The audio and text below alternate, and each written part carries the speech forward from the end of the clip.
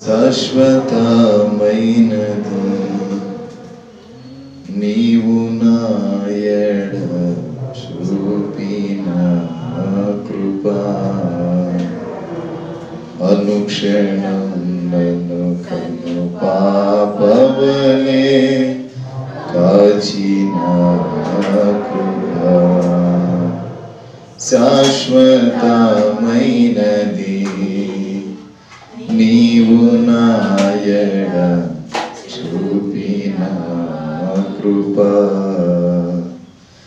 తల్లి తన బిడ్డలను మరచిన నేను మరువలేనంటివే, తల్లి తన బిడ్డలను మరచిన నేను మరువలేనంటివే, నీదు ముఖ కాంతియే నన్ను ఆదరించేనులే, ప్రభువ నీ సేవయే నాకు ఆదరణ కలిగేనే, శాశ్వతమైనది నీవు నా ఎడ చూపిన కృపా. పర్వతములో తొలగినను మెట్టలు తరిల్లిన నా కృపా నిన్ను వేడదని అభయమిచ్చితివే, నా కృపా నిన్ను వేడదని అభయమిచ్చితివే, శాశ్వతమైనది నీవు నా ఎడ చూపిన కృపా.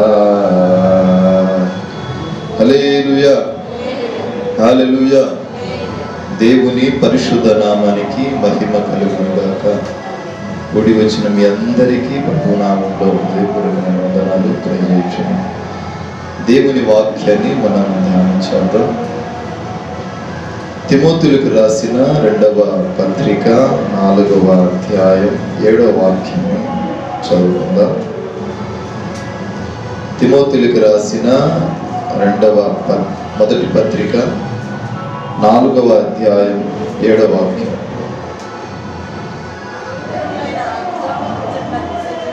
అపవిత్రములైన ముసలమ్మ ముచ్చట్లను విసర్జించి దేవభక్తి విషయములో నీకు నీవే సాధకము చేసుకో. చాలు. అపవిత్రమైన ముసలమ్మ ముచ్చట్లకు విసర్జించి దైవభక్తి విషయములో మిమ్మల్ని మీరే సాధకము చేసుకోను. శరీర సంబంధమైన సాధకము కొంచెము మట్టుకే ప్రయోజనకరము, కానీ దైవభక్తి ఇప్పటి జీవము విషయములోను రాబోవు జీవపు విషయములోను వాగ్దానముతో కూడినైనందున అది అన్ని విషయములో ప్రయోజనకరమగును. హల్లెలూయా. అపవిత్రమైన ముసలమ్మ ముచ్చట్లను విసర్జించి దైవభక్తి విషయములో నిన్ను నీవే సాధకం చేసుకోవాలి.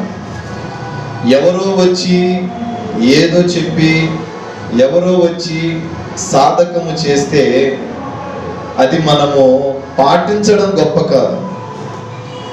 ఎవరో వచ్చి చెప్పారని వాళ్ళు చెప్పారని నేను చేస్తున్నాను అని అంటే అది సాధ్యమైనంత వరకు సత్యము కాదు. దేవుని విషయములో నిన్ను నీవు సరి చేసుకో. దేవుని విషయములో నిన్ను నీవు జాగ్రత్త పరుచుకో. దేవుని విషయములో నిన్ను నీవు పరిశీలన చేసుకో. దేవుని కృప విషయమై నిన్ను నీవు సార్థకం చేసుకో. నీ జీవితము సార్థకం అవ్వాలి. సార్థకం కానప్పుడు, నీ విషయము దేవునికి సమీపంగా రానప్పుడు, నువ్వెంత భక్తి చేసినా ఆ భక్తి చినిగిపోయిన సంచిలో వస్తువులు వేసినట్టే ఉంటది. వాక్యము సెలవిస్తుంది, భక్తుడైన తిమోతికి, శిష్యుడైన తిమోతికి అపోస్తుడైన పౌలు రాస్తున్నాడు, రే బాబు, అపవిత్రమైన ముసలమ్మ ముచ్చట్లకు ఎక్కువ చెవి పెట్టకుండా దైవ భక్తి విషయములో నిన్ను నీవు సరిచేసుకో. ఎక్కడైనా తప్పానా, ఎక్కడైనా పడిపోయానా, ఎక్కడైనా జారిపోయానా, ఎక్కడైనా దూరంగా వెళ్ళిపోతున్నానా అని నిన్ను నీవు సరి చేసుకో. ఎందుకో తెలుసా, ఒకళ్ళు వచ్చి చెబితే అది నీకు వేరే విధంగా అనిపించవచ్చు. ఒకళ్ళు వచ్చి నీవు మంచిగా ఉండట్లేదు, మంచిగా ఉండమంటే నీకు కోపం రావచ్చు. కానీ నిన్ను నీవు పరిశీలన చేసుకో, నిన్ను నీవు దేవునికి సమర్పించుకో, నిన్ను నీవు దేవునికి అప్పగించుకో. కారణం ఏంటంటే, దైవ భక్తి విషయంలో ఒకళ్ళు వచ్చి చెప్పడం కంటే నిన్ను నీవు దేవుని ఎదుట ప్రత్యక్షపరచుకోవటమే సరి అయిన పద్ధతి. ఈరోజు అసలు భక్తి అంటే ఏంటి? ప్రతి ఆదివారం మందిరానికి వస్తే భక్తి? నెలలో జీతం రాగానే దశమ భాగాలు ఇస్తే భక్తి? మనసు మారకుండా, హృదయం మారకుండా, ప్రవర్తన మారకుండా, నేను దేవుని బిడ్డనని తెల్లటి బట్టలు వేసుకొని దేవుని మందిరానికి వచ్చి అందరి మధ్య గొప్పోడిని అనిపించుకోవడం భక్తి కాదు. ఎప్పుడైతే నీవు దేవుని సన్నిధికి వస్తావో వెంటనే నీ పాత జీవితము కొట్టివేయబడాలి. ఇప్పుడు ఈరోజు వేసుకున్న షర్టు రేపు మార్నింగ్ ఎందుకు ఉతుకుతాం? సాతాను గడు వచ్చాడు కానీ ఎందుకు ఉతుకుతాం? మనం సమయం పాటించినప్పుడు వాడు పాటిస్తాడు కదా. ఎందుకు ఉతుకుతాం?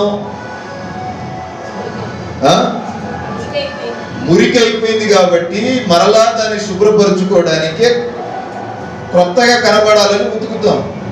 మరి వాక్యం అనే ఆ రిన్ సబ్బుతో నీ పాపం అనే ఆ చొక్కాని ఎప్పుడు ఉతకాలా? దివారాత్రములు ఉతకాలి, ప్రతినిత్యము ఉతకాలి. కారణం ఏంటో తెలుసా? దేవుని వాక్యము సెలవిస్తుంది, ఇదిగో నీ జీవితం కట్టబడాలంటే పాపపు బట్ట తీసి పారవేయి. ఈ పాత బట్ట నీలో ఉన్నన్ని రోజులు, ఈ పాత స్వభావం నీలో ఉన్నన్ని రోజులు నీ జీవితం దేవునికి దూరం అవుతుంది. ఆశీర్వాదం పొందాలని నువ్వెంత పరితపించినా ఆశీర్వాదమునకు బదులు శాపం వెంటాడుతుంది. నేను యోచించే నా బిడ్డలు, ఎదురు చూసే నా బిడ్డలు నా వైపు వారి యొక్క మనస్సును ఉంచట్లేదు కనుక వీరికి ఆశీర్వాదానికి బదులు శాపము సంభవించేటట్టు చేస్తానంటాడు దేవుడు. ఈ సంవత్సరం ఏ సంవత్సరం? మరి ఎంతవరకు అభివృద్ధి అవుతున్నారో మీ మీద అది ఆధారపడి ఉంది. కళ్ళకి కట్టినట్టు 6 మాసాలు ఎగిరిపోయినాయి, ఇంకొక 6 మాసాలు ఉన్నాయి. దేవుడిచ్చిన వాగ్దానం మరి నీ పట్ల ఎలా నెరవేర్చబడుతుంది? మీకు భయం ఉందో లేదో నాకు తెలియదు, కానీ ప్రతి క్షణము గుండెల్లో భయాన్ని మోస్తూ పరిగెడుతున్నాను నేను. భయం. ఇచ్చిన వాగ్దానాన్ని జాగ్రత్తగా కాపాడుకొని ఇచ్చిన వాగ్దానాన్ని సమయానికి నెరవేర్చుకోవాలి. జనవరి, ఫిబ్రవరి, మార్చి అనేవి క్రీస్తు సిలువ వేయటానికి సంబంధించిన మాసాలు. ఏప్రిల్, మే సువార్త ప్రకటించుటకు సంబంధించిన మాసాలు. జూన్, జూలై, ఆగస్టు 15వ తారీఖు వరకు ప్రార్థనా మాసాలు. సెప్టెంబర్, అక్టోబర్, నవంబర్ క్రీస్తు పుట్టుకకు తెలియజేసే మాసం. మరలా జనవరికి వస్తే క్రీస్తు సిలువ వేసే మాసం. ఇది బైబిల్ సత్యం. ఇప్పుడు ఇది ఏ మాసం? చరిత్ర చెప్తుంది. ప్రార్థన చేసుకునే మాసం. మీరు గమనిస్తే ఏ సేవకుడైనా సరే జూన్, జూలై, ఆగస్టు మాసాలు ఎక్కడ డేట్లు ఇవ్వడు. కారణం ఏంటో తెలుసా? దైవ సేవకుడికి తెలుసు ఇది ప్రార్థించే నెల. నువ్వెంత ప్రార్థిస్తావో నీ జీవితంలో అంత ఆశీర్వాదం జరుగుతుంది. తొలకరి జల్లు పడే మాసం కేవలం పంట పండుటకు కాదండి, పంట పండుటకు కాదు, పాడైపోయిన భూములు తిరిగి చిగురించడానికి కాదు ఈ మాసంలో తొలకరి జల్లులు పడేది. పాడైపోయిన నీ బ్రతుకు కట్టబడుటకి ఈ మాసములో తొలకరి జల్లులు ఇస్తాడు దేవుడు. ఆ తొలకరి వర్షము ఈ శరీరానుసారంగా అయితే భూమి మీద తొలకరి వర్షం విత్తనము విత్తుటకు ఉపయోగపడుతుంది. కానీ ఆధ్యాత్మిక కోణములో తొలకరి వర్షము అనేది ఎప్పుడు పడుతుందంటే, కనిపెట్టి నువ్వు ప్రార్థన చేసినప్పుడు పరిశుద్ధాత్ముడు తొలకరి వానగా నీ జీవితం మీద కురుస్తాడు. మంచు కురిసిన రీతిగా నీ జీవితంలో ఆయన కృప కురవబడాలి, కుమ్మరింపబడాలి. అది కుమ్మరింపని రోజులు నీవు ఎంత వెతికినా దేవుడు నీకు సమీపంగా రాడు. మనం అనుకుంటాం, నా హోదా చూసి, నా పలుకుబడి చూసి, నా యొక్క బలము చూసి, అండ చూసి, కండబలాన్ని చూసి నేను ఏడు చేస్తే 2 కన్నీటి బొట్టులు కార్చేస్తే దేవుడు నా మొర వింటాడు అనుకుంటాం. ఒక్కసారి దేవుడు నిన్ను దూరం పెట్టడం ప్రారంభిస్తే ఇక నీ జీవితంలో ఏ ఆశీర్వాదం నీ చేరువవ్వదు. కారణం ఏంటో తెలుసా? నేను పిలిచినంతసేపు నువ్వు రానప్పుడు, నీవు పిలిచినప్పుడు నేను ఎలా రావాలంటాడు. వాక్యము సెలవిస్తుంది, నీ ప్రార్థనకు ఆలస్యం అవుతూ ఉంటే ఆయనకు సమీపముగా రాలేకపోతున్నావు. నీ ప్రార్థనకు ఆలస్యం అవుతుందంటే ఆయనకు చేరువలో నీవు రాలేకపోతున్నావు. కారణం ఏంటి?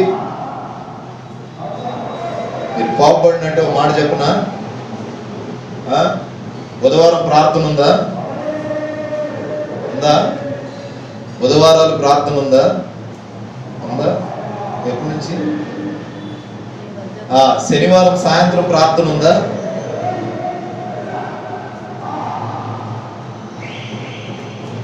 ఆదివారం ప్రార్థన. శుక్రవారం ఉపవాస ప్రార్థన ఉందా? ఇప్పుడు మనం ఆదివారం ఎన్ని గంటలు భక్తి చేస్తున్నాం?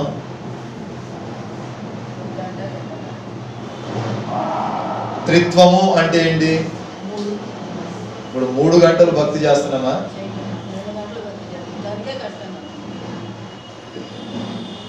నేను మిమ్మల్ని బాధ పెట్టాలనే ఉద్దేశం నాకు లేదు. ఎందుకంటే యాజకుడిగా నేను అన్న తర్వాత మీరు ఎన్ని సర్క్యులేషన్ వేసుకున్నా నాకు ఏ ప్రాబ్లం లేదు. రేపు తీర్పులో మీ మూలంగా నేను నిలబడలేను. ఉదయాన్నే 3:30కి లెగుస్తా. నేను 3:30కు బయలుదేరి మీ మధ్యకు వచ్చేసరికి 8 అవుతుంది, 7 అవుతుంది, ఒక్కోసారి 9 అవుతుంది. బస్ స్టాండ్స్ లో నిలబడి నిలబడి నిలబడి నిలబడి ఎందుకురా ఈ జీవితం అనిపిస్తుంది. కానీ తప్పదు. నాకంత ప్రయాస దేనికంటారు? అర్థం చేసుకోండి. మీ ఇంట్లో మీ బిడ్డను అనుకోండి, మీ పిల్లలు ఇదే ప్రయాస ఉంటే ఒకరోజు చూస్తారు, రెండో రోజుకి ఏమైంది? కొంచెం సమయాన్ని పాటిస్తాం. షెడ్యూల్ చేంజ్ చేయొచ్చు.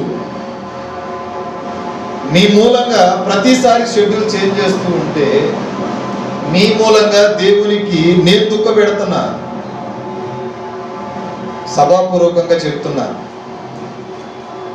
ఒక కట్టుబడి ఒక సమయానికి మనము రాలేనప్పుడు ఎంత టైం షెడ్యూల్ మార్చినా ప్రయోజనం లేదు. అంటే మనలో క్రియ జరగనప్పుడు ఎద్దును తీసుకెళ్ళి ఆ గాప్ దగ్గర నిలబెట్టినప్పుడు నువ్వు ఎన్నిసార్లు తీసుకెళ్ళినా అది త్రాగటానికి సహకరించినప్పుడు, నువ్వు ఎన్నిసార్లు తీసుకెళ్ళినా అది నీకు విలువివ్వదు. విత్ మీ, నాతో కలిసి చెప్తున్నా. మీకు చెప్పే ముందు ఆచి తూచి 66 సార్లు నేను పరీక్షిస్తా. ఎందుకో తెలుసా? చిన్నోడు కదా, ఎందుకు ఎట్లా చెప్పేసాడని మీరు అనుకుంటారేమోనని.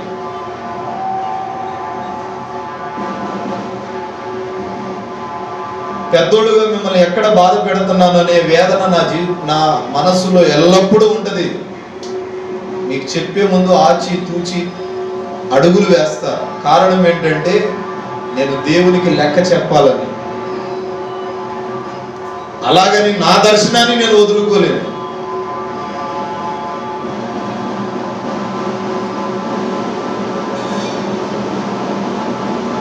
కనుక అర్థం చేసుకుంటారని ఆశిస్తున్నాను. ఒక సమయం లిమిటెడ్ ఉంటుంది. ఏ చర్చికైనా ఒక సమయం ఉంటుంది. ఏ చర్చికి వెళ్ళినా ఒక సమయం ఉంటుంది, ఒక టైం టేబుల్ ఉంటుంది. ఈ టైం టేబుల్కి సర్క్యులేషన్గా రావాలి. ఒకడు కావచ్చు, ఇద్దరు కావచ్చు, ఊరకనే కావచ్చు. సమయం దాటింది అంటే అది మందిరం కాదు, మన ఇల్లులా భావిస్తున్నాం మనం, లేకపోతే ఏదైనా సినిమా థియేటర్ లాగా భావిస్తున్నాం. ఈ సమయానికి మనం రావట్లేదు అంటే మనకు భయం లేదని అర్థం ముందు. రెండవది దేవుడు అన్న లెక్కలేనితనం.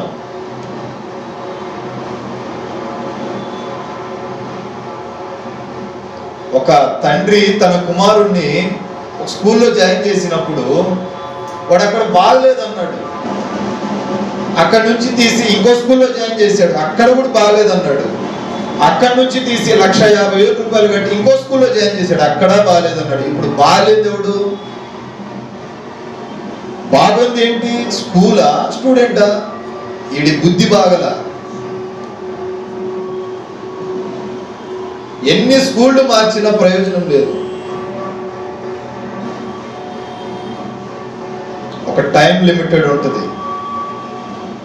10 నిమిషాలు, అర్ధగంట యాజకులుగా మేము దూర ప్రాంతం నుండి వస్తాం కాబట్టి అది మాకు సెట్ అవుతుంది. లోకల్ నుండి మీరు రాలేకపోతున్నారంటే నాకు నవ్వు వస్తుంది. ఒక రోజుకి 200 పైచిలుకు కిలోమీటర్లు జర్నీ చేస్తున్నాను నేను. హైదరాబాద్ నుంచి వస్తే 800 కిలోమీటర్లు జర్నీ చేస్తాను.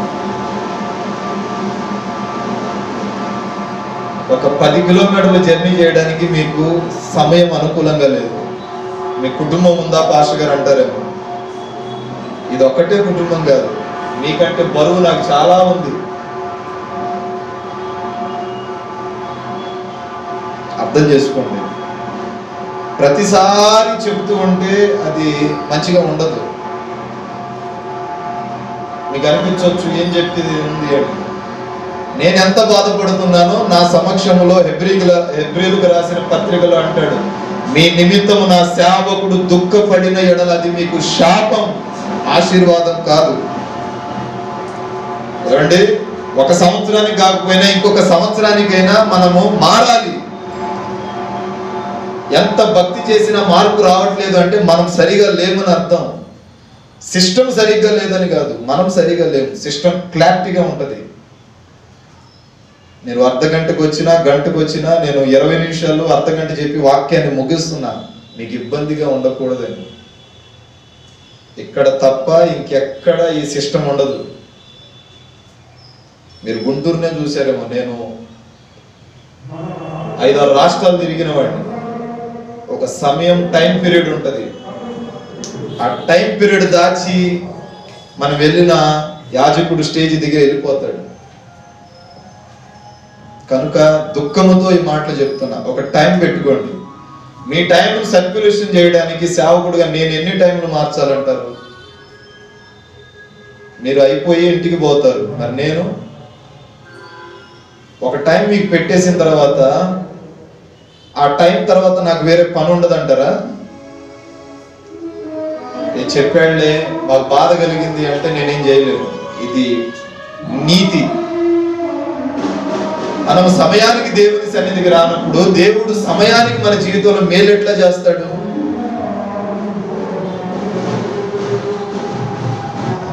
దూరం అన్యుడైనా సరే దేవుని సన్నిధికి కానీ దేవుని మోకరించే విషయంలో కానీ ఒక నిబద్ధత కలిగి ఉంటాడు కదా. మనం ఎందుకు అట్లా లేము అంటే, ఒక కన్నీటి బొట్టు కార్చేస్తే కరిగిపోతాడులే అనుకుంటున్నామా ఏంటి? ఎన్ని శోధనలు, ఒక్కొక్క ఇంట్లో ఎన్నో శోధనలు ఉన్నాయి. కానీ సాతాను గాడి కుయుక్తి చేత అట్లా కాలము నడుస్తుందని మనం పరిగెడుతున్నాం. నిజమైన భక్తిలో నీవు దిగితే నీ ఇంట్లో ఎన్ని శోధన ఉందో, ఒక్కొక్కళ్ళ ఇంటిలో ఎంత దురాత్మక్రియ ఉందో అర్థమవుతుంది. ఎవరో చెప్తే రాదు, ఎవరో వచ్చి చెబితే అర్థము కాదు. మనం పరిపూర్ణంగా దేవుని సమక్షంలోకి వెళ్ళినప్పుడు నీ కుటుంబంలో అసలు దేవుడు ఉన్నాడా, సాతానుగాడు ఉన్నాడా అనేది అర్థమవుతుంది. మనం పరిపూర్ణంగా దేవునికి అప్పగింపబడనన్ని రోజులు చూడటానికి బాగానే ఉంటది, కానీ కొంతకాలానికి నీవు కోరుకోలేని దెబ్బతింటావు. ఎంత సమయాన్ని నేను దూరం చేసుకున్నాను, ఆలస్యం చేశాను, ఎంత ఆశీర్వాదాన్ని పోగొట్టుకున్నాను. కాలం మారిపోతుంది, వచ్చే పాస్టర్లు మారుతారు, సంఘంలో విశ్వాసులు మారుతారు, కానీ నీ స్థితి మారదు. అందుకే తిమోతితో పౌలు అంటాడు, పౌలా, తిమోతి, ముసలమ్మ ముచ్చట్లకు సమయం కాదు ఇది. వేగిరపడే సమయం, ప్రభు కొరకు ప్రాణత్యాగం చేసే సమయం, దేవుని కొరకు పరిగెత్తే సమయం, దేవుని హృదయంలో గుండెల్లో చేర్చుకొని ఆయన కృప కొరకు వేడుకునే సమయం. కనుక దైవ భక్తి విషయంలో జాగ్రత్తగా ఉండు. దైవ భక్తి విషయంలో నీవు జాగ్రత్తగా ఉన్నప్పుడు కట్టబడతావు, సంఘాలను కడతావు. తిమోతి, నిన్ను నీవు స్వీపరీక్ష చేసుకో, నిన్ను నీవు పరీక్షించుకో. ముసలమ్మ ముచ్చట్లకు ఇది సమయము కాదు, కాలక్షేపాలకు ఇది సమయం కాదు. సెంటర్లో మోడీ ప్రభుత్వం ఎందుకు వచ్చింది తెలుసా? మన నిర్లక్ష్యం వల్ల. యాడో మణిపూర్లో జరిగిందని కాదు, మన ఆంధ్రాలో జరిగే మన మీద తిరుగుబడితే ప్రతి ఒక్క దైవ సేవకుడి గుండెల్లో వేదన ఇదే. ఇక నుండి ఆదివారం ఆరాధన చేసుకోవడానికి సెలవు దినం కాదు, శుక్రవారం సెలవు దినం. మనకున్న స్వేచ్ఛను మనమే పోగొట్టుకుంటున్నాం.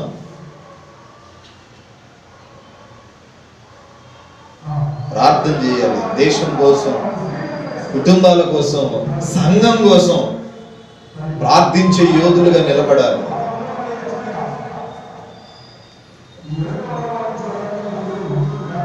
ఎఫెసీయులకు రాసిన పత్రిక 4వ అధ్యాయం 22వ వాక్యం. ఎఫెసీయులకు రాసిన పత్రిక 4:22. కావున మునపటి ప్రవర్తన విషయమై మోసకరమైన దురాలోచన వలన, దురాశల వలన చెడిపోవు మీ ప్రాచీన స్వభావమును వదులుకొని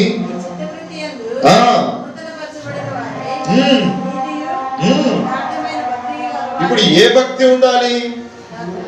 యథార్థమైన భక్తి చేయాలి. చాలు. మొట్టమొదటిది దైవ భక్తి విషయంలో జాగ్రత్తగా ఉండు. దేవుని సేవించే విషయంలో, దేవుని కనిపెట్టే విషయంలో, దేవుని కొనియాడే విషయంలో, దేవుని సన్నిధిని వెతికే విషయంలో, దేవుణ్ణి నీ జీవితంలో స్వీకరించే విషయంలో జాగ్రత్త. అంటాడు కదా, ఇదిగో నీ ప్రాచీన స్వభావమును విడిచి నూతన పరచబడి రక్షణ పొందిన నీవు యథార్థమైన భక్తి చేయాలి. అక్కడొక మాట, ఇక్కడొక మాట, అక్కడొక ఆలోచన, ఇక్కడొక ఆలోచన చేసే స్థాయిలో నేను నిన్ను ఎన్నుకోలేదు. నా సన్నిధికి వచ్చువారు నీతియు యథార్థత కలిగిన భక్తి చేయువారని నేను గర్వించేది ఇంకెప్పుడు?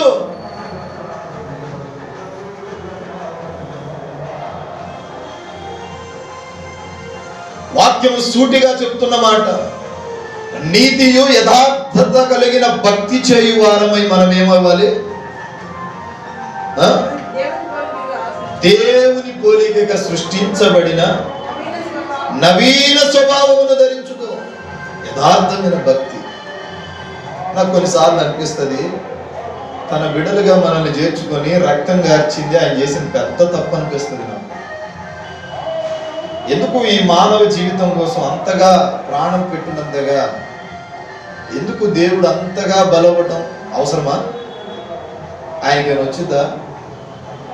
అసలు సృష్టించడం ఎందుకు? వీళ్ళు మాట వినట్లేదు, మళ్ళా రోధించడం ఎందుకు? వాళ్ళ కొరకు చనిపోవటం ఎందుకు? కొరడాలతో కొట్టబడటం ఎందుకు? మ్రాను మీద వేలాడటం ఎందుకు? సిలువ వేయబడటం ఎందుకు? ఆయనకు అంత అవసరం ఏంటి?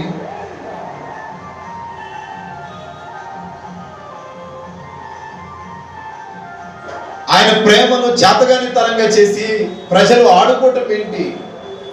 విశ్వాసులు ఆడుకోవటం ఏంటి? మరింత దుఃఖం పెట్టడం ఏంటి? మరలా ఆయన వాళ్ళంత కాళ్ళు తన్ను ఆ గుండె మీద తన్నినా మంచి ప్రేమ కలిగి మరలా వారిని చేరదీయటం ఏంటి? ఇదంతా ఎందుకు అనిపించింది నాకు? ఇక్కడ అంటాడు ఎఫెసీ సంఘానికి లేఖ రాస్తూ, మీ ప్రాచీన స్వభావమును దూరం పెట్టి నీతియు యథార్థత కలిగిన భక్తి కలిగి మీ నవీన స్వభావానికి ప్రారంభ వచనముగా పూనుకొనండి. ప్రతిరోజు బ్రష్ ఎందుకు చేస్తాం? ఇది అలవాటు ఉంటుందిగా. స్నానం చేశాక బట్టలు వేసుకునేది అలవాటు ఉంది కదా. ఉదయాన్నే లేచి ఫుడ్ తినేది అలవాటు ఉన్నప్పుడు ప్రతిదినము ప్రార్థన చేయాలన్న అలవాటు ఎందుకు లేదు? అదొక షెడ్యూల్లో లేదా? అంటే ఇది తినకపోతే మన శరీరము సిగ్నల్ ఇస్తుంది, బలహీనపడ్డ, బీపీ ఎక్కువైంది, షుగర్ ఎక్కువైందని. మొహం గడక్కపోతే ఫుడ్ పెట్టదు మమ్మీ. ప్రార్థన చేయకపోతే అడిగేవాడు ఎవడున్నాడనే కదా. కానీ ఒక టైం వస్తుంది, ఆ రోజు ఎంత ఏడ్చినా అగ్ని ఆరదు, బగ్గు బగ్గున మండుతూ ఉంటాడు. ధనవంతుడు అంటాడు, తండ్రి నీ రొమ్మున ఆనుకొని ఉన్న ఆ యొక్క ఎవరు లాజర్ని కొద్దిగా పంపించి వచ్చొక్క తండ్రి పోయిన అబ్రహామా. అబ్రహాము చాలా సౌమ్యుడు, చాలా సౌమ్యంగా సమాధానం ఇస్తాడు. ధనవంతుడా, భూమి మీద నీవు నీ ఇష్టం వచ్చినట్టు బ్రతికావు కదా. భూమి మీద లాజరు కటిక వేదన అనుభవించాడు. కనుకని ఇక్కడ అతనికి విశ్రాంతి లభించింది. నీవు భూమి మీద విచ్చలవిడిగా ప్రవర్తించావు. ఒక వ్యక్తికి ₹1,00,00,000 ఆస్తుంది, కోరుకోలేని వ్యాధి వచ్చింది. కోరుకోలేని వ్యాధి వచ్చింది. ఈ ₹1,00,00,000 అయినా ఇస్తానయ్యా నా బిడ్డను బ్రతికించమని అంటే డాక్టర్లు అన్నారు, 1,00,00,000 కాదు 10 కోట్లు ఇచ్చినా నేను బ్రతికించలేను అన్నాడు. హైదరాబాద్, బెంగళూరు, ఢిల్లీ, పెద్ద పెద్ద సిటీస్ అన్నీ తీసుకెళ్లారు, ఫలితం లేదు. తన కాలం సంభవించినప్పుడు ఆ హాస్పిటల్లోనే నిద్రించాడు. గత వారంలో మా ఇంటి దగ్గర ఒక బాబు చనిపోయాడు. చిన్న జ్వరం వచ్చింది. చిన్న జ్వరానికి కాళ్ళు చేతులు వాస్తాయా? హుబ్లీలో వాళ్ళ నాన్న ఉద్యోగం చేస్తున్నాడు. పశువుడే, చిన్న పిల్లడు, చాలా బాగుంటాడు. చిన్న జ్వరం వచ్చింది. హుబ్లీ నుంచి నషాబాద్ తీసుకొచ్చారు, నషాబాద్ నుంచి గుంటూరు రమేష్ హాస్పిటల్కి తీసుకొచ్చారు. రమేష్ హాస్పిటల్కి వచ్చేలోపు డాక్టర్లు చూసి లేరన్నారు. నర్సరావుపేట కడియాల హాస్పిటల్ మీకు గుర్తుండొచ్చు, బస్టాండ్కి ఆ బ్రిడ్జి డౌన్లో ఉంటుంది. పక్షవాతం లాగా వచ్చేసింది వాడికి. వచ్చేసి తల్లిదండ్రులు ఇద్దరు దగ్గరికి పోతే తల్లిది ఒక చెయ్యి, తండ్రిది ఒక చెయ్యి తీసుకొని ఇట్లా దండం పెట్టి శ్వాస విడిచాడు. మరి డాక్టర్లు కాపాడొచ్చు కదా, ఏదైనా అంటే విధి అంటాం, కాదు దేవునికి దూరమైన తూచమైన కార్యాలు చేసినప్పుడు అది పిల్లల మీద ఎఫెక్ట్ అవుతుంది. చాలా చక్కగా ఉంటాడు, అందగాడు, బాగుంటాడు. వాళ్ళ అక్కకి గోవాలో డాక్టర్ సీట్ వచ్చింది, చాలా బాగుంటాడు. కానీ తల్లిదండ్రులు ప్రాణాన్ని కాపాడలేకపోయారు.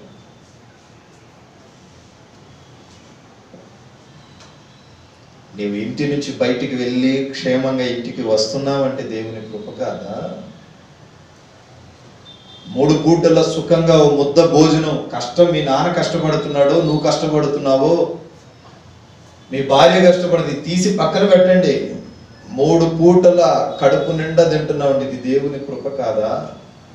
మొహం గడగటానికి ఒక టైం ఉంటుంది, టిఫిన్ చేయడానికి ఒక టైం ఉంటుంది, ఫ్రెష్ అప్ అవడానికి ఒక టైం ఉంటుంది, డ్యూటీకి వెళ్ళడానికి ఒక టైం ఉంటుంది. మరి ప్రార్థన చేయడానికో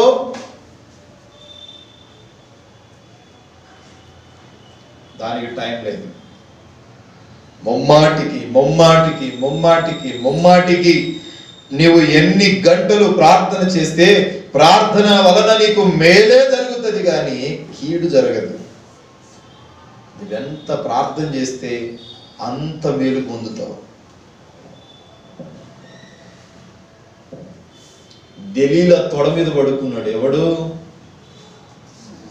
సంసోను. ఏం కోల్పోయాడు? బలాన్ని కోల్పోయాడు. ఇప్పుడు క్రైస్తవులు నిద్రపోతున్నారు. నిద్రపోవటం వలన దెలీలా ఏం చేసింది? ఏం చేయాలనుకుంది? కానీ ఏదో ఒక రోజు నిద్ర నుండి మేలుకునేసరికి అన్ని చేయి దాటిపోతుంది. యథార్థమైన భక్తి చేద్దాం. బ్రతికే 4 రోజులైనా ప్రభువుని మెప్పించే భక్తి కాదు, ప్రభువుని మహిమపరిచే భక్తి చేద్దాం. బ్రతికే 4 రోజులైనా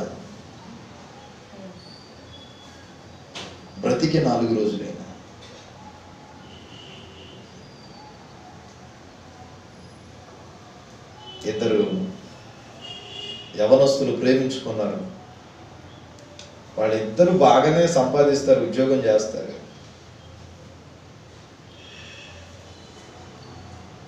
తల్లిదండ్రులకు దూరంగా బ్రతుకుతున్నారు, ఎదిరించి పెళ్లి చేసుకున్నారు. వాళ్ళ మధ్య ఏ గొడవ వచ్చిందో తెలియదు కానీ అమ్మాయి ఏమో పొలంలో పోయి ఊరేసుకొని చచ్చిపోతే, ఇంట్లో ఊరేసుకొని చచ్చిపోతే, అబ్బాయి ఏమో అడవిలో పోయి చెట్టుకు ఊరేసుకొని చచ్చిపోయాడు.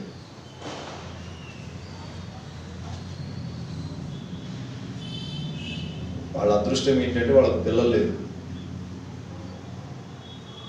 మన వారమే జరిగింది.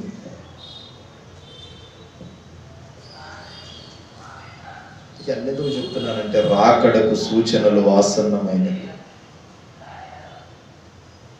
దేవుని మెప్పించే భక్తి చేసినన్ని రోజులు దేవుడు నిన్ను అసహించుకుంటూనే ఉంటాడు. మెప్పించే భక్తి వలన ప్రయోజనం లేదు. మహిమ పరిచే భక్తి చేయాలి, ఘనపరిచే భక్తి చేయాలి, ఆయన్ని కొనియాడే భక్తి చేయాలి. అప్పుడు ఆ భక్తి చూసి ఆయన నువ్వు అడగక మునిపే నీ ఈవులన్నీ ఇస్తాడు, అక్కర్లన్నీ తీరుస్తాడు. యోబు గ్రంథం 1వ అధ్యాయం 1వ వాక్యములో ఊజు దేశమందు నీతిమంతుడు యథార్థవంతుడు అయిన ఎవరున్నారు? యోబు అనే వ్యక్తి ఉండేది. ఎవరు చెప్పారు సాక్ష్యం? 1వ అధ్యాయం చివరి అధ్యాయం ఎవరు రాశారు? యోబు గ్రంథంలో చాలాసార్లు చెప్పాను. యోబు గ్రంథంలో 1వ అధ్యాయం చివరి అధ్యాయం ఎవరు రాశారు? మోషే రాశాడు. ఊజు దేశమందు నీతిమంతుడు యథార్థవంతుడైన భక్తిపరుడైన ఎవరున్నారు? యోబు. ఇప్పుడు ఇతడు ఎవరు? నీతిమంతుడు. ఇతడు ఎవరు? యథార్థవంతుడు. ఇతను ఎవరు? భక్తిపరుడు. దేవుడే సాక్షాత్తు సాక్ష్యం ఇచ్చాడు. మరి మన కొరకు మన నిమిత్తము దేవుడు ఇంకెప్పుడు సాక్ష్యం ఇచ్చేది? చేయాల్సినవన్నీ చేస్తాం, ఏదో ఒక రోజు కాలయాతన చేసి కాలం ఎలిపుచ్చుకుంటాం. మంచి పోరాటమును పోరాడి తిని నా పరుగు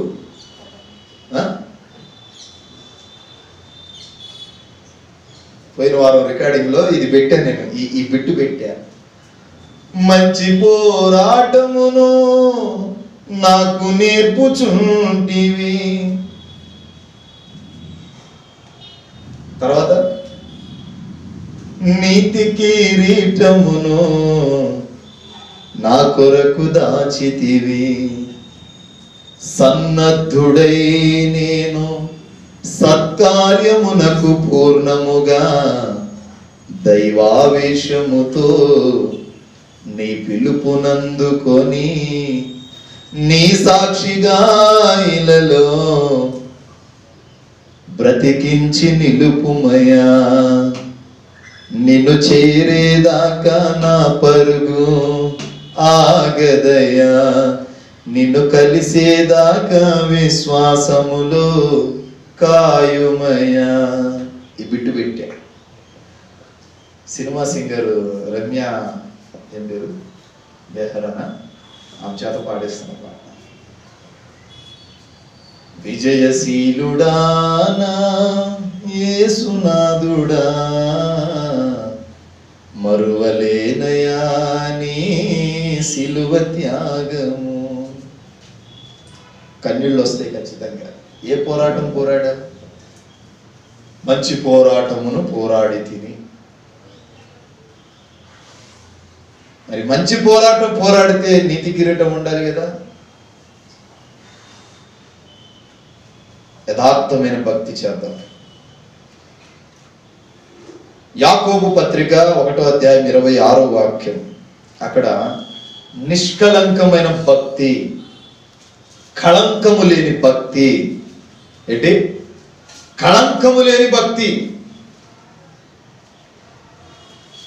అంటే నువ్వు చేసే భక్తిలో కళంకం ఉండకూడదు, డాగు మత్స ఉండకూడదు. ఓ 100 యాపిల్స్ ఉన్నాయి. 100 యాపిల్స్ లో ఓ 10 యాపిల్ చెడిపోయాయని సరే, చెడిపోయాయని ఈ 100 యాపిల్లో 10 యాపిల్ చెడిపోయి ఉంటే ఆ 10 యాపిల్ని కూడా కలుపుకొని తీసుకుపోతావా? వాటిని సపరేట్ చేస్తావు కదా. అలాగే ఒక సంఘములో, ఓ సమాజములో ఓ 100 మంది సభ్యులు ఉంటే 10 మంది చెడిపోతే, నీ హృదయం చెడిపోతే ఇప్పుడు దేవుడు వేరుపరచడా? ఇప్పుడు చెడిపోయినా పర్లేదు అని అంటే ఈడికిచ్చే ఘనతే వాడికి దక్కుతుంది. లేదు అని ఈయన్ని ఖండిస్తే రెండోసారికి వాడేమవుతాడు? మారుతాడు. డాగు మచ్చ కళంకము లేని భక్తి చేయాలి.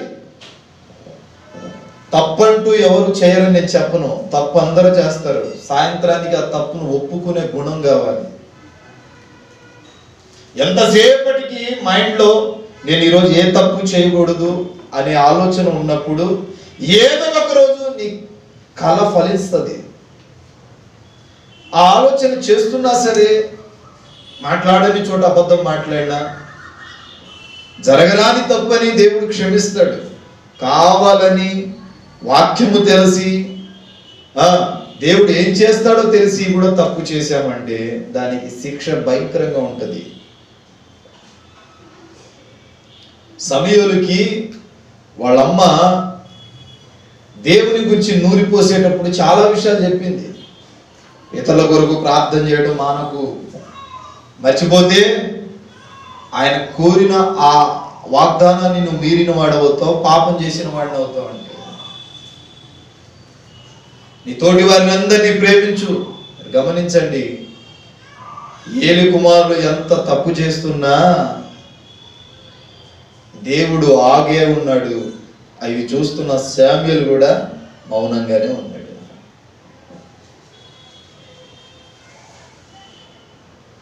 నిష్కళంకమైన భక్తి. దేవునికి నీకు మధ్య వేరే పర్సన్ ఉండకూడదు, వేరే అడ్డుగోడ ఉండకూడదు. మచ్చ డాగు లేని పండును మనం ఇష్టపడినట్టు మనలో కూడా మచ్చ డాగు కళంకం లేని వ్యక్తుల్నే ఇష్టపడతాం. ఇప్పుడు మీ పిల్లలు ఉన్నారు, కళ్ళు లేని వాళ్ళకి ఇచ్చి పెళ్లి చేస్తారా?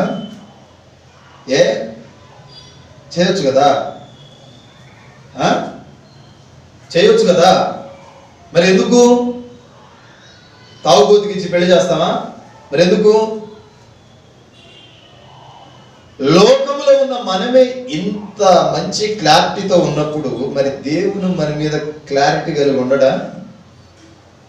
నిన్ను ఇష్టపడేటప్పుడు నీలో పాపము, రోగము, రోత జీవితం, ఆయన దుఃఖపరిచే జీవితం ఉన్నప్పుడు కావాలనుకుంటాడా? పెళ్లి కుమార్తె ఎలా ఉండాలి? ఎలా ఉండాలి? చక్కనిదై ఉండాలి. పెళ్లి కుమార్తె చక్కనిదై ఉన్నప్పుడే పెళ్లి కుమారుడికి నచ్చుతుంది. పెళ్లి కుమార్తె చక్కనిదై ఉండకపోతే పెళ్లి కుమారుడికి నచ్చదు. నీవు చక్కనిదై ఉండాలి, నీవు చక్కని వాడై ఉండాలి. అప్పుడే పరమ ప్రియుడగు ప్రభువుకు నీవు నచ్చుతావు. మొదటి తిమోతి 2:1 ఉంటది, సంపూర్ణమైన భక్తి చేయాలి. 4 రోజులు చర్చిలో, 4 రోజులు లోకంలో ఉండటం కాదు. సంపూర్ణమైన భక్తి చేయాలి, నిష్కళంకమైన భక్తి చేయాలి, యథార్థమైన భక్తి చేయాలి. దైవ భక్తి విషయంలో ప్రతినిత్యము నిన్ను నీవు సరిచేసుకుంటూ భక్తి చేయాలి. అందుకంటాడు కదా పౌలు, మనస్సాక్షి విషయములో నీవు గర్దింపబడకపోతే చచ్చిన వాడితో సమానం. మనస్సాక్షి విషయములో నీవు గర్దింపబడుతూ ఉండాలి.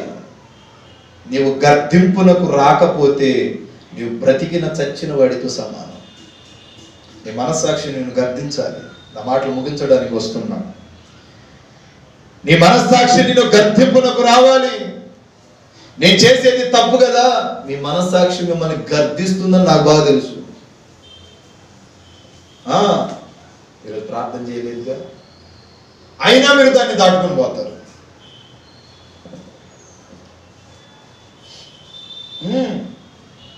ఈరోజు అన్నం తినలేదనుకో, అదే మనస్సాక్షి గర్దించింది, ఈరోజు తినలేదురా బాబు కొద్దిగా తిను. మనస్సాక్షి ఎప్పుడు గర్దించింది? బలంగా చెప్పనా? బుద్ధి ఎప్పుడు చెప్పనా? ఏదైనా తప్పు చేయి, ఎక్కడ దొరికిపోతామోనన్న భయం.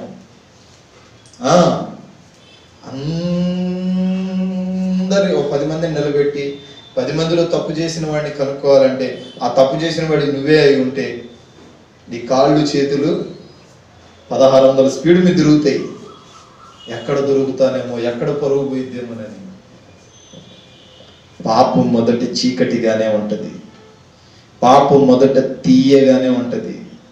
తినగా తినగా తినగా తినగా ఏమవుతుంది? విరక్తి పుట్టిద్ది. తినగా తినగా తినగా తినగా తినగా చివరికి అది నిన్ను పామై కాటేసిద్ది. కనుక ఒకటి, దేవభక్తి విషయంలో జాగ్రత్తగా ఉండండి. అంటే నిన్ను నీవు సరి చేసుకోవాలి, నిన్ను నీవు సరిదిద్దుకోవాలి, నిన్ను నువ్వు సమర్పించుకోవాలి, నిన్ను నువ్వు దేవునికి అప్పగించుకోవాలి. ప్రతినిత్యము దేవుని విషయంలో నిర్లక్ష్యం ఉండకూడదు. నిర్లక్ష్యము నీవు ఉంటే నీవు దివ్యను పొందుతావు. వాక్యం సెలవిస్తుంది. 2, యథార్థమైన భక్తి చేయాలి. యథార్థత కలిగిన భక్తి చేస్తే నీవు ఆశీర్వాదమునకు వారసుడు అవుతావు. ప్రతినిత్యము యథార్థత కలిగి జీవించాలి. 3వది, నిష్కళంకమైన భక్తి చేయాలి. నిష్కళంకమైన భక్తి నిన్ను ఆశీర్వాదానికి దారి తీస్తుంది. కళంకము, మచ్చ, డాగు ఏమి ఉండకూడదు. 4, సంపూర్ణమైన భక్తి. ఈ 5వది మాత్రం అందరూ చేస్తారు. చూస్తారా? తిమోతికి రాసిన 2వ పత్రిక 3వ అధ్యాయం 5వ వాక్యం ముగిస్తాయి.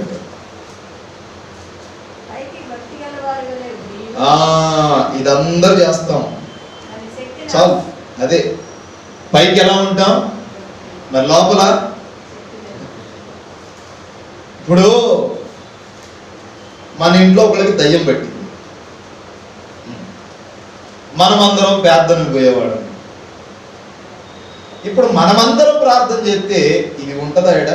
అసలు ఇది ఇంట్లోకి ఎందుకు వచ్చింది అంటే, ఎందుకు వచ్చింది? మనలో శక్తి లేకే అది ఇంట్లో దొరకబడింది. ఇప్పుడు అనారోగ్యం నీలోకి ఎందుకు వచ్చింది? నీలో శక్తి లేదు కాబట్టి నీలోకి వచ్చింది.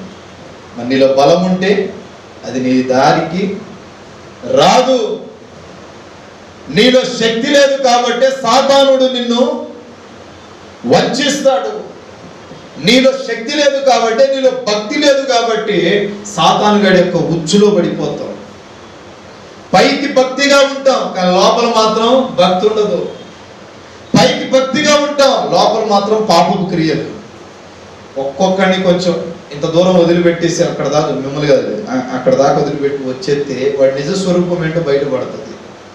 అంటే పైకి భక్తి పరులం, బయటికి వెళ్ళిపోయి చూస్తే నోట్లో వచ్చే బూతులు. రోజు తల్లి చెప్తుంది, చర్చికి వచ్చినప్పుడు అందరికంటే ముందు వచ్చింది దశంభాగాలు, కాணிకలు అన్ని రొట్టె మొత్తం చేసిద్దంట. వారానికి 10 సార్లు కుటుంబ ప్రార్థన పెట్టించిందంట. పాస్టర్ గారి పిలిపించి కుటుంబ ప్రార్థన పెట్టించింది కానీ ఏం ప్రార్థన చేయదంట ఇంట్లో. ఏమమ్మా ప్రార్థన చేసా? చేసా అందంట. ఓ రోజు వాళ్ళ ఆయన మారు మనసు లేని భర్త, త్రాగుబోతు, వచ్చి చెబుతున్నాడు, అయ్యగారు ఈమె వారానికి 4 రోజులు ప్రార్థన ఎందుకు పెట్టించింది తెలుసా? తెలీదురా, తెలియకనే వస్తున్నా నేను కూడా అన్నాడంట.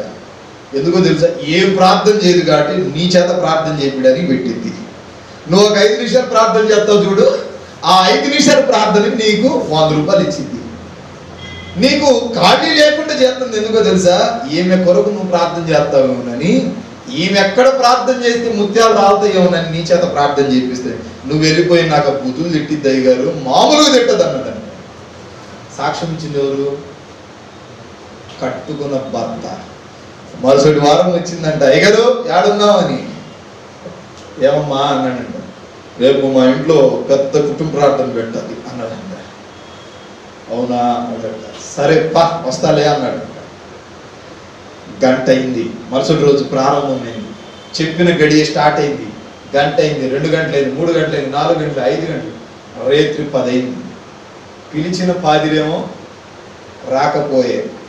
పాస్టర్ గారు చర్చిలో కూర్చొని ప్రార్థన చేస్తూ ఉన్నాడంట. వచ్చిందంట ఆవేశంతో, అంత లెక్కలేని తనమా అనుకుంటూ వచ్చిందంట. వచ్చి తిట్టరాని బుద్ధులు తిట్టిందంట పాస్టర్ గారికి. అప్పుడు అన్నాడు, నీ నిజస్వరూపం ఇది, నీ నిజమైన భక్తి ఒక యాజకుడిని కూడా చూడకుండా రావటం ఆలస్యమైందని ఎందుకు పిలిచావు నన్ను అన్నాడంట. ఈరోజు నా మీద గొడవ పెట్టుకోవడానికి 10 మంది ఆడవాళ్ళు లభిస్తామన్నారు. నువ్వు ప్రార్థన చేసి దేవుడు వాళ్ళని తరిమి కొడతారని కుటుంబ ప్రార్థన పెట్టి అన్నాడంట. ఈ బాపతోళ్ళు ఉంటారండి సమాజంలో, లేరన్నో ఉంటారు కూడా. వాళ్ళు ప్రార్థన చేయరు కానీ వాటిని ప్రార్థన చేయాలి. పాస్టర్ గారు ప్రార్థన చేస్తే పాస్టర్ గారి కుటుంబానికి ఆశీర్వాదం, నీ కుటుంబాన్ని ఏడు నుంచి వస్తుంది. మీరు ప్రార్థన చేసి పాస్టర్ గారు ప్రార్థన చేస్తే అది ఒక ఎత్తు ఆశీర్వాదం. ఆ రోజు నుంచి ఆ కొంపకి వెళ్ళడమే మానేశాడంట. సంవత్సరం తిరగక మునిపే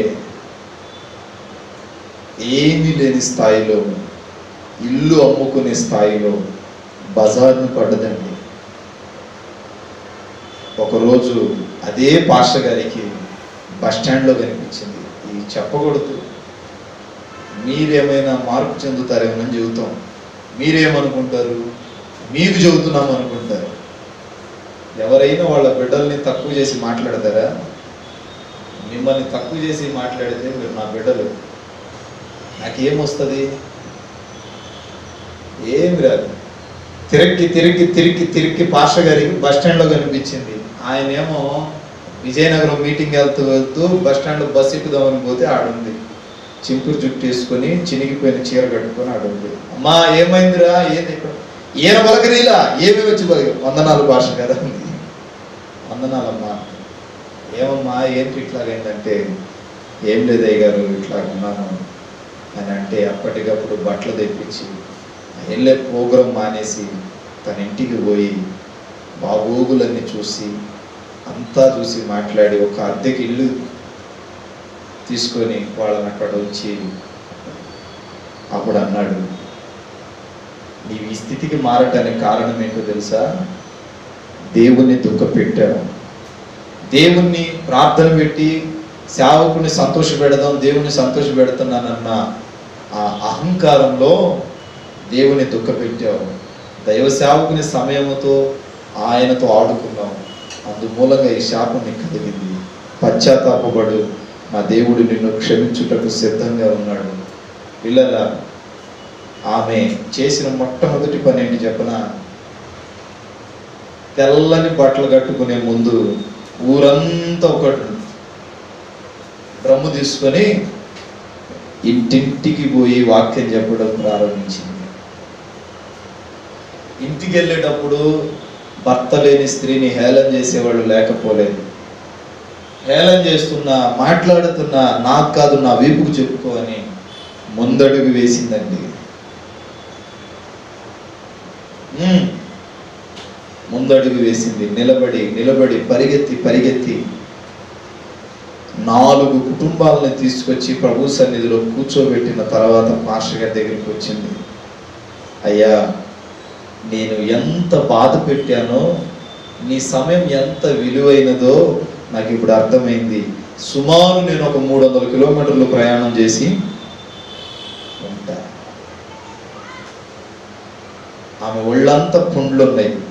ఈ ఒక్కొక్క ఇంటి గడప తొక్కుతూ ఉండేసరికి ఆమె ఆ కుటుంబాలు ముగించే లోపు ఈమెలో ఉన్న ఆ పుండ్లన్నీ పోయింది. ఇప్పుడు దేవుని దగ్గరికి వస్తే దేవుడు దూరం పరచడండి.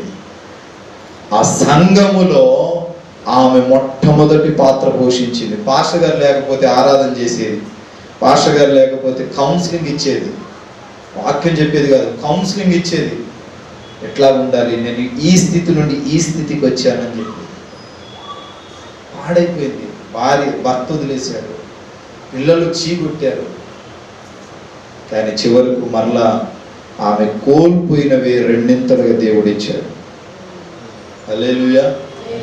ఈరోజు భారతదేశంలోనే సువార్త వ్యాప్తి చెందిన వారిలో ఒకటిగా నిలిచింది.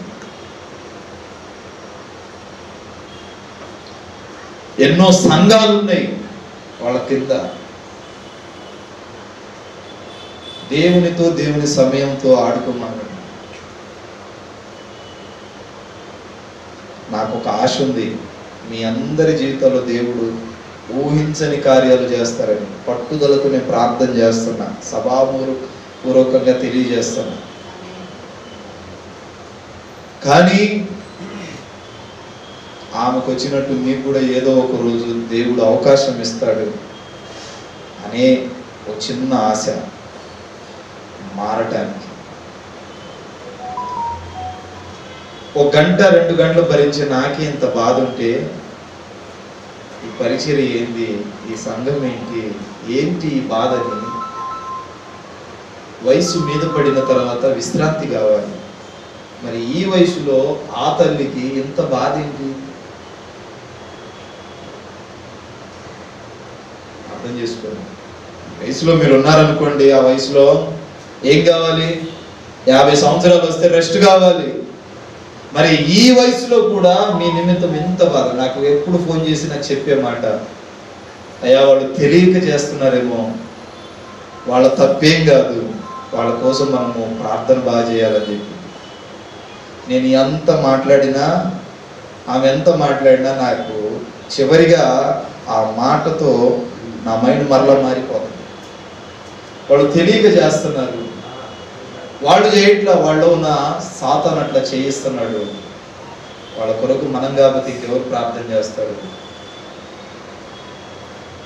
మీ క్షేమం కోరుకునేవాడు కూడా మీకు ఉండాలి. దీనివల్ల ఏదో లాభప్రాప్తి వస్తుందని మీరు అనుకుంటారేమో, కానీ ఏమి రాదు. మీ క్షేమం కోరుకుని మీ కొరకు ప్రార్థన చేసే తల్లిదండ్రులు కూడా ఉండాలి, ఆత్మీయ తల్లిదండ్రులు. ఏదో ఒక రోజు ఏదో ఒక కోణంలో వాళ్ళ విలువ ఏంటో మనకి అర్థమవుతుంది. వాక్యము సెలవిస్తుంది, నిష్కళంకమైన భక్తి అనేది ఎప్పుడు అర్థమవుతుందంటే సంపూర్ణత చెంది దేవుని ముందు నిలబడినప్పుడు అర్థమవుతుంది. కనుక చెప్తున్నా, మీ మీద గొప్ప ప్రణాళికలు ఉన్నాయి. ఒక్కొక్కరు ఒక్కొక్క రీతిగా తలమానిగా అవుతారు. నేనేం చేయలేను కదా అని మీరు అనుకుంటారు. నీ జీవితాన్ని దేవుని చేతిలో పెట్టి చూడు, నీ కుటుంబం ఆశీర్వాదం పొందుతుంది. వాక్యము సెలవిస్తుంది, ఇంత దీన స్థితిలో కూడా సంపూర్ణత కలిగిన వాతావరణం దేవుడు మరలా అనుకూలపరిచాడు.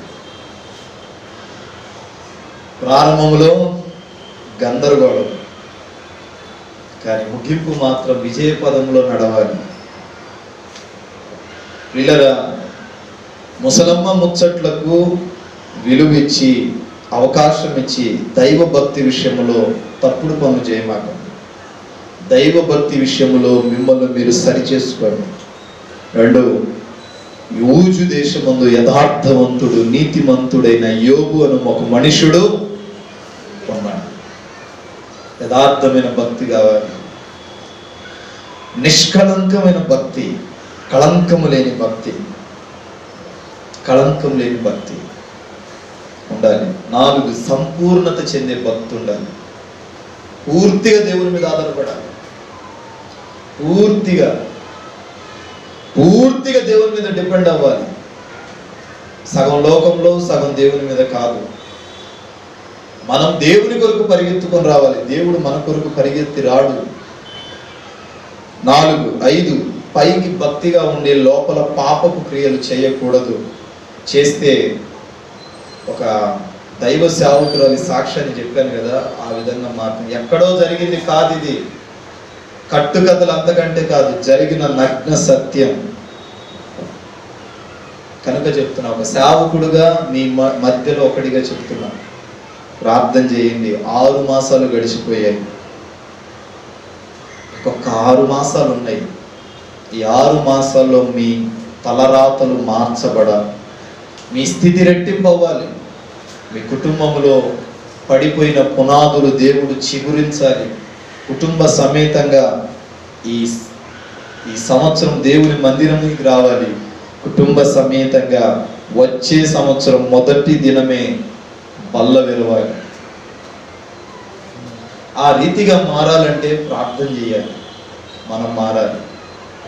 మనం వెళ్ళి మనం మారకుండా మనం ఎంత చెప్పినా ఎవరు వెళ్ళరు మనకు. అందుకే పెద్దలు అంటారు, ముందు ఇంట గెలిచి తర్వాత రచ్చ గెలవాలి.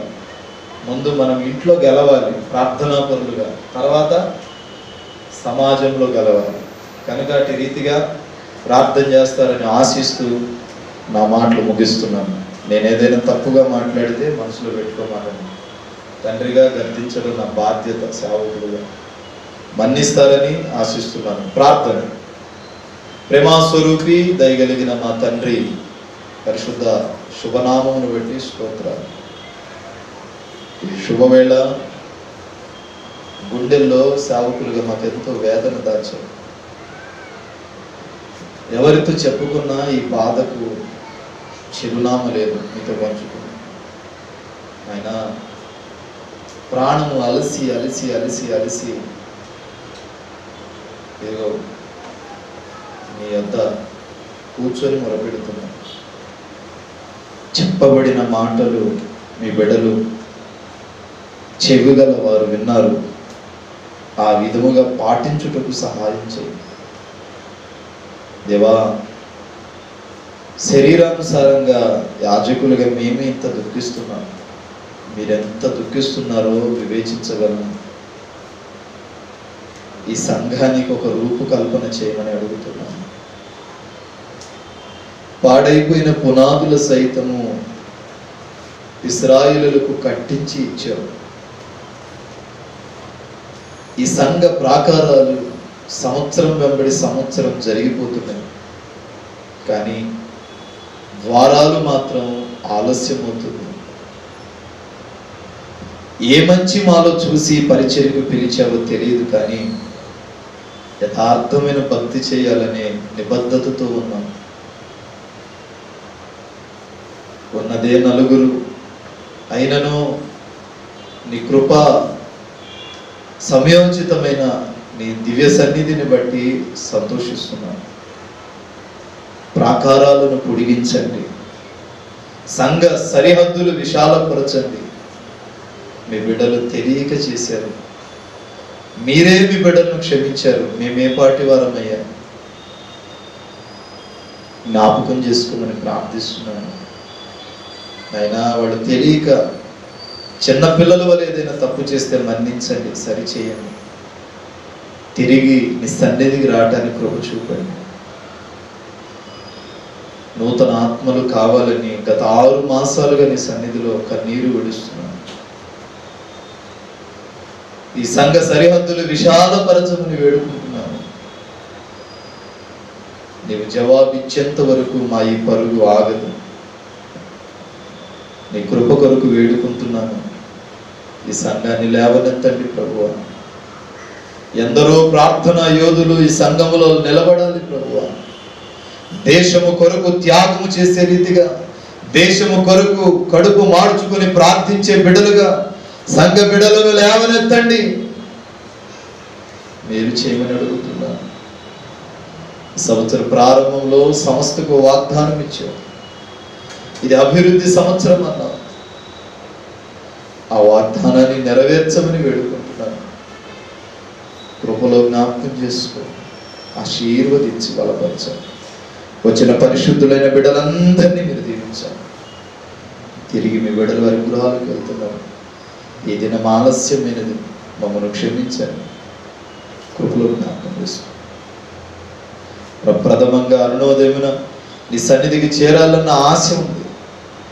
అట్టి సమయం, మెలకువ, వివేచన మాకందరికీ దయచేయి, మేలు చేయమని యేసు శక్తిగల నామమున ప్రార్థిస్తున్నాను పరమ తండ్రి. మన తండ్రి అయిన దేవుని ప్రేమ, కుమారుడగు యేసుక్రీస్తు వారి కృప, పరిశుద్ధాత్మ దేవుని అన్యోన్య సహవాసం ఇప్పుడు ఎల్లప్పుడూ సంఘానికి, సకల కోటి పరిశుద్ధులకు, వచ్చిన వారికి రాని వారికి నా దేవుని కృప సదాకాలం తోడై ఉండును గాక. ఆమేన్. అందరికి వందనాలు. దేవుని మిమ్మల్ని దీవించును గాక. God bless you. సమయంలో హృదయపూర్వకమైన అర్పణలు ప్రభు సేవకు సమర్పించాలని ప్రభు పేరిట తెలియజేయుచున్నాను. బ్రదర్ బి అభిషేక్ నాయకు, నాగేశ్వరం తండా, మాచువరం మండలం, గుంటూరు డిస్టిక్. మా ఫోన్ నెంబర్ 7659018230.